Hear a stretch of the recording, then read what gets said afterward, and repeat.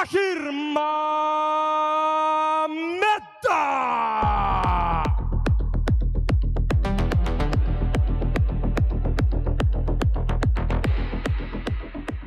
Raqiba Qizil burchakda hamyurtimizning yoshi 35 da, bo'yi 180 см, vazni 93 kg.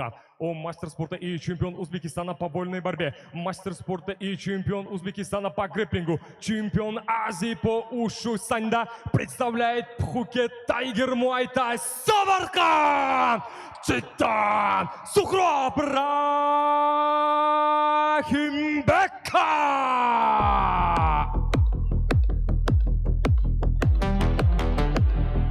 Рефери данного поединка Манап Кабдиев, Казахстан.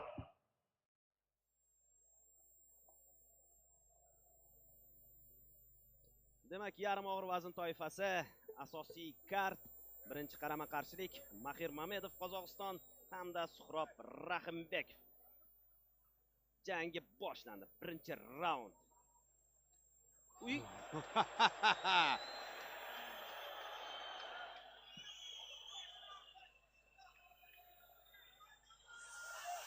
Slam amalga oshiryapti. Hozir tugadi demoqchi edim jangi. Tugamay qoldi. Bitta o'ng qo'l yon taraflama zarba.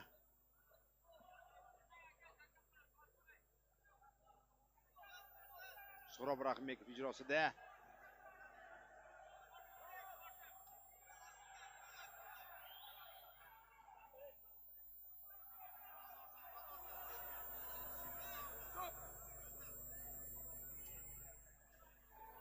Ha, referi aralashdi, jang stoykaga ko'chdi.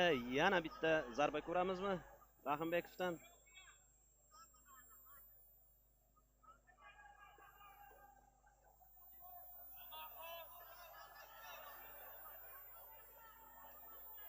Low kick. Hozircha shoshmayapti endi.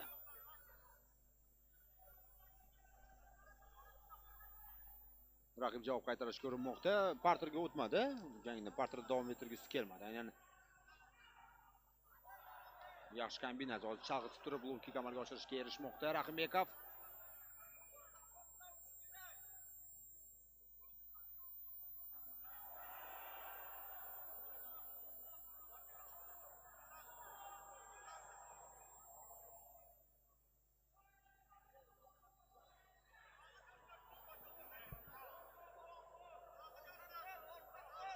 Yana kutyapmiz.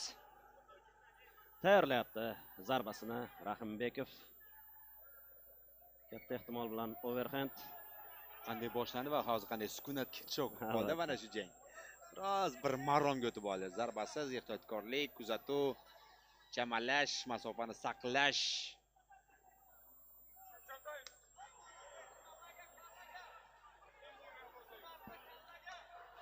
Ha, mana o'sha overhand, lekin bu safar himoyalana oldi Mamedov.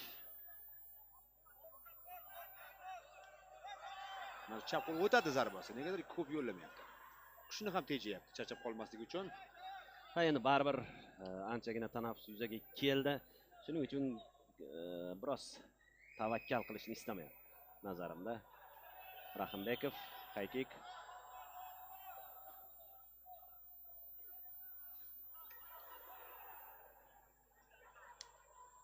Og'dirdi-yu davom ettirmadi raqibi.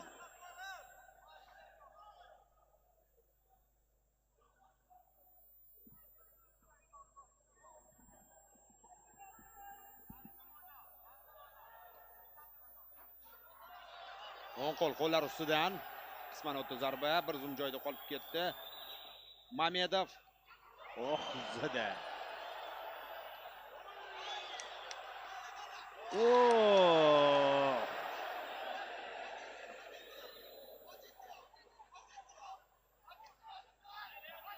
Ha, mana bu endi menimcha xato bo'ldi baribir. Ochiq jang kirishib ketish.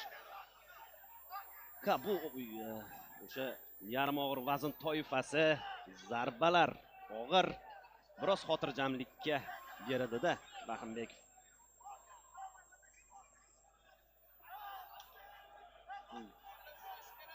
Bog'layapti, to'g'ri ish qilyapti. Hozir nafasini rostlab olish kerak. Mana shu zarbadan so'ng o'zi kelib olish kerak, chunki Mamedov hozir qo'shimcha zarbalar yo'llashda davom etadi shubhasiz.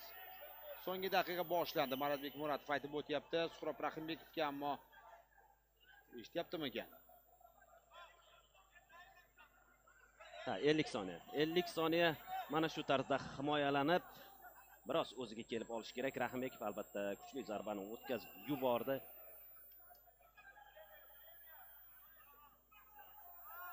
Ammo muammolar bu bilan bartaraf bo'lganicha yo'q. Yana bir Xamir Fiz kuchli o'tyapti. Qanday boshlangan edi jang Rahimbekov uchun. Qanday davom etmoqda? Bu MMA bo'lib ham professional MMA. Mana shunday bitta zarba jang taqdirini keskin tarzda o'zgartirib yuborishi mumkin. So'nggi 10 soniya va barchasi ikkinchi raundga qoldi.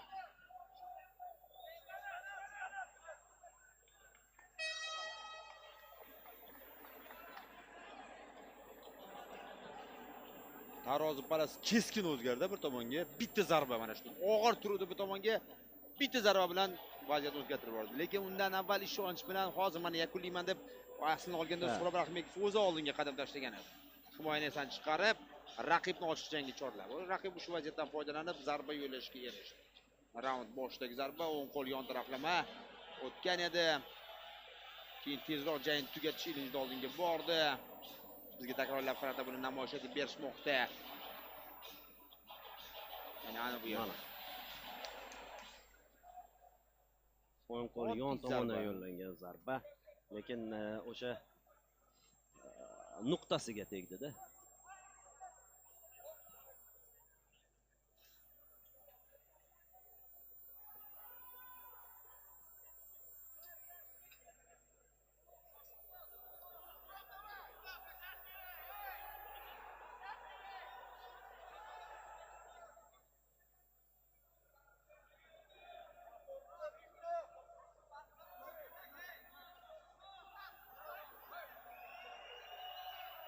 Eslatib o'tamiz, yarim og'ir vazn toifasi asosiy kart, birinchi jang Mahir Mamedov Qozog'iston, Suhrob Rahimbekov O'zbekiston.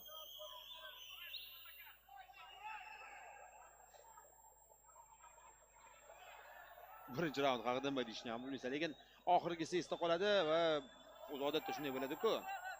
Janglarda, boksda, MMAda va Mamedovga balki berishgan bo'lishlari mumkin raund yakuni. Balki, lekin uning birinchi yarmida yaqqol ustunlik Suhrob tomonidan edi. Qanday haqiqiy amalga oshirishga muvaffaq bo'lmoqda. Yo'llayapti.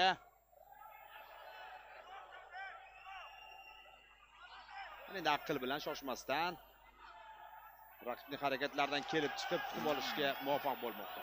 Yaxshi kutib oldi. Chap qo'lda.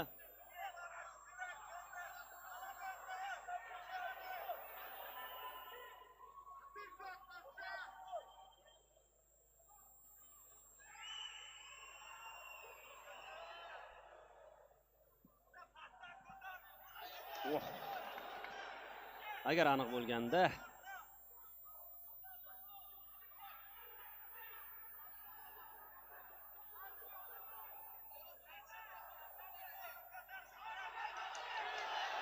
o'tyapti zarbalar, o'tyapti. Qoringa tegdi hozir zarba va mana endi menimcha yakunlasa bo'ladigan holat. Mamedov ham bardoshli ekan. Atayin qildimi? Faollashtirishgami raqibni? Yo'q.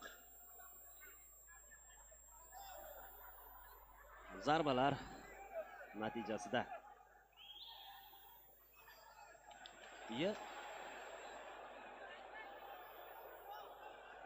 shuning uchun hayron bo'lyapmiz. Hozir atayin qildimi raqibini harakatlantirishga, charchatishga. Taktik yo'l tuzdimikan, mana shu yerga yotib oldi. Qiyin holatda qolib ketmoqda Rahimbekov endi birinchi raund ssenariysi takrorlanyapti. Faqat undanda og'irroq vaziyat hozir Rahimbekov uchun. Osongina imkoniyatni boy berib qo'ydi. Ha, baribir tanaffus o'z ta'sirini ko'rsatyapti, do'stlar. Referi ogohlantiradi hozir. Rahimbekov va uning burchagini Harakat qilish kerak Suhrob.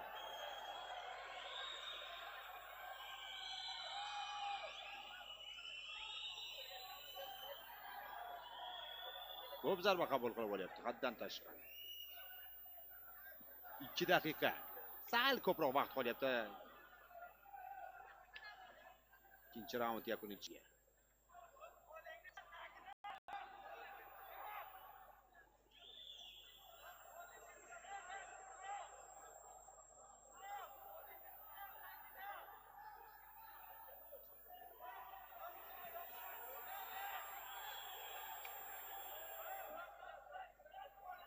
Bir yarim daqiqa. Dosh bera oladimi? Xoch uslubi deyiladi buni. Ikkita qo'lini mana shunday harakatsizlantirib, keyin zarbalar berish davom etadi. Endi hozir bu yerda to'g'risini aytsam, men Rahimbekov dosh berishda emas, Mamedov charchab qolmasmikan, shuni o'ylayapman. Qolaversa referi aralashishi ham mumkin. Endi referi aralashsa, allaqachon aralashardi, chunki juda ko'p zarbalar yo'llayapti va himoyasiz. Bu hattoki chuqur himoya ham emas, bu himoyasiz holat. Shuncha imkoniyat bergandan keyin oxir oqibat aralashishi mumkin-da referi.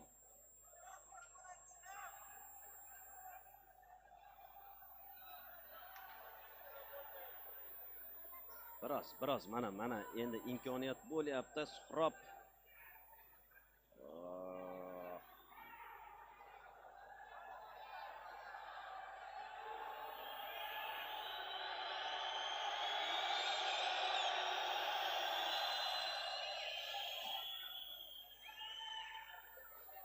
Stokaga ko'chiray desa, aktivlik, faollik bor Mahir Mamedovda. Bu yerda yo jang to'xtatiladi yoki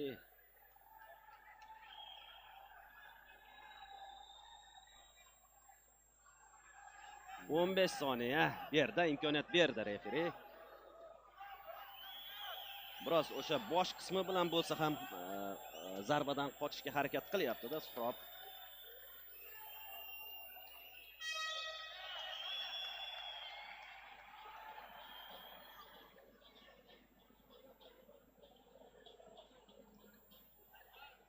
Hozir nima deyishni ham bilmaymiz.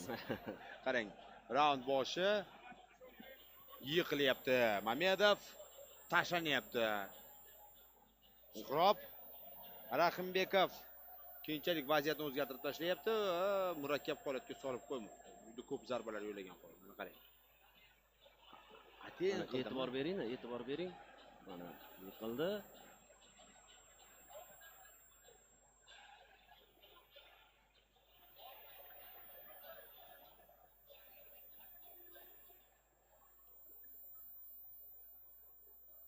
Zarbalar yo'lyapti va e'tibor bera olmay qoldik. U joyi o'tib ketdi. Muhim palla nima uchun mana shunday toliqqan uchunmi, charchagan uchunmi? Katta kuch sarflab yubordi nazarimda. Biroz kardioda muammolar yuzaga keldi.